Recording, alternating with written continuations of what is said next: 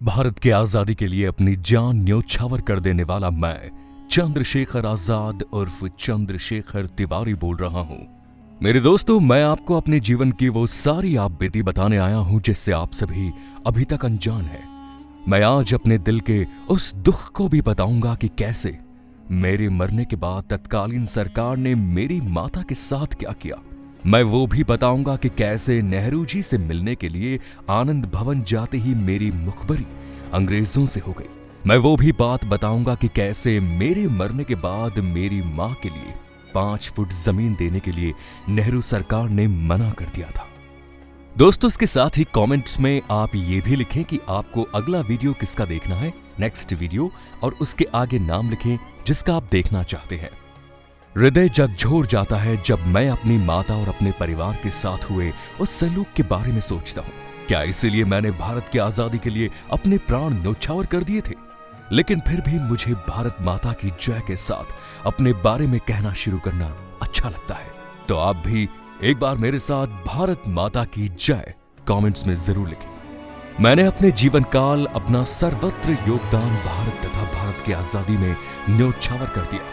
मैं भारतीय स्वतंत्रता संग्राम में स्वतंत्रता सेनानी था। मैं सोचता हूं कि जिस देश के लिए मैंने अपनी शहीदी दी, उसी देश की सरकार ने मेरी मां के साथ दुर्व्यवहार किया।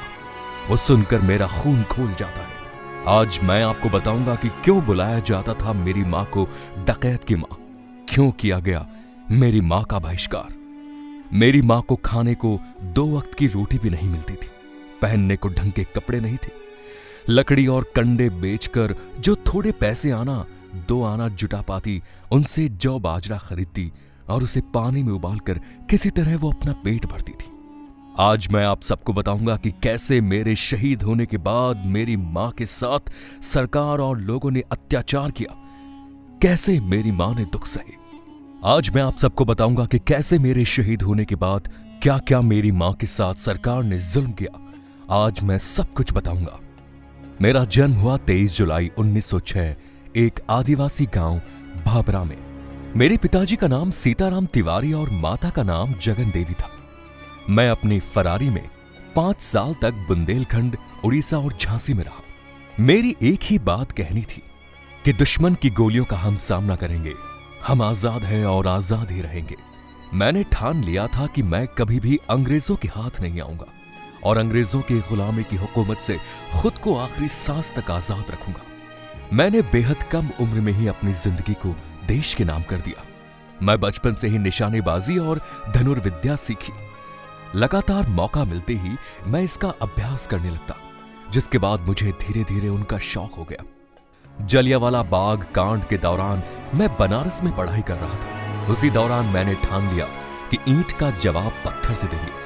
इसके बाद मैंने ये तय कर लिया कि मैं भी आजादी के आंदोलन में उतरूंगा और फिर महात्मा गांधी के साथ आंदोलन से जुड़ जाऊंगा। 1921 में जब मैंने गांधी जी के साथ आंदोलन किया था, मुझे गिरफ्तार कर लिया गया और जब मुझे जज के पास ले जाया गया तो जज ने मेरे से पूछा, क्या नाम है?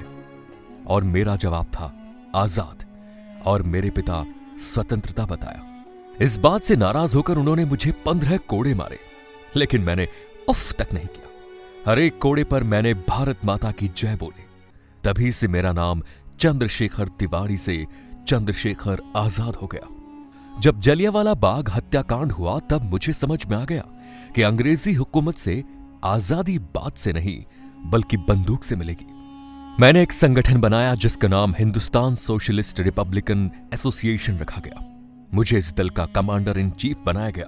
इसके संगठन को वापस बंद करना पड़ा क्योंकि उस दौरान जब लाला लाजपत राय जी की मौत का बदला लेने कुछ सदस्य भगत सिंह, सुखदेव, राजगुरु ने पुलिस अधीक्षक जेपी सैंडर्स के ऊपर गोली चला दी, फिर यह संगठन भी बंद करना पड़ा।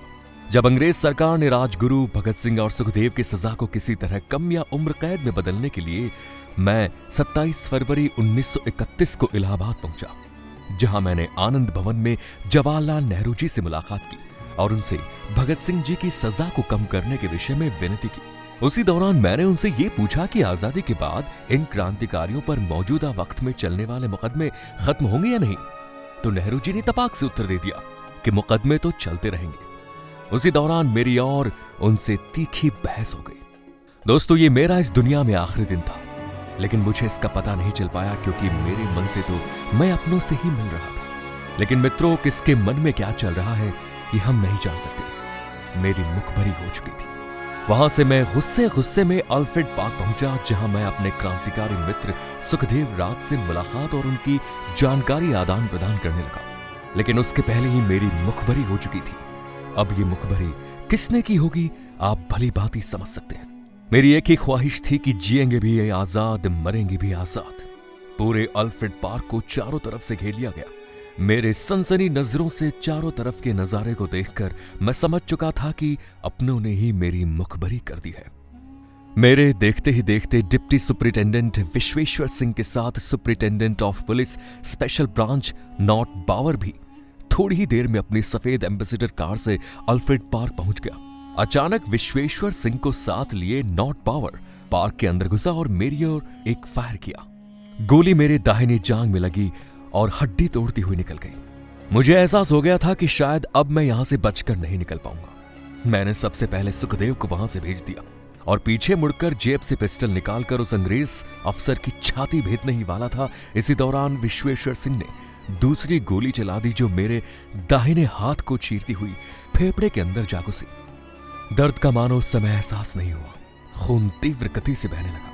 मैंने जब जवाबी फायर किए तो अंग्रेज अफसर अपनी कार के पीछे जा छुपा, लेकिन मेरी गोलियों ने उसकी कार पंक्चर कर दी। इसके बाद मैंने अपनी कोल्ट सेमी ऑटोमेटिक गन, जिसे मैं बमतुल बुखारा भी कहता था, उससे एक फायर किया। बंदूक गरजी और नॉट बावर की कलाई को तोड़ती हुई एक गोली निकल गई। मैं 10 राउंड फायर कर चुका था।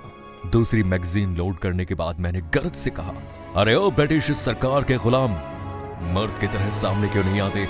मेरे सामने गीदड़ की तरह क्यों छिप रहे हो?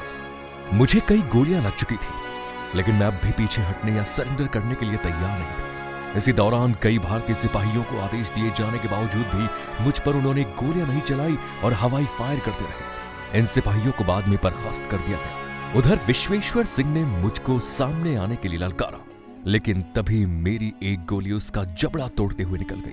तब तक मेरे 39 राउंड फायर हो चुके थे। अब मेरे पास अंतिम गोली बची थी और मुझे याद आया मेरा नाम आजाद है, किसी भी हालत में आजाद रहना है। तो मैंने वो गोली अपने स्वयं के लिए इस्तेमाल की और मुखभरी की भेंट चढ़ गया। जब मेरी माता को यह पता चला कि उनका बेटा आजाद अब नहीं रहा, तो मेरी माता का हृदय पूरी तरह टूट गया।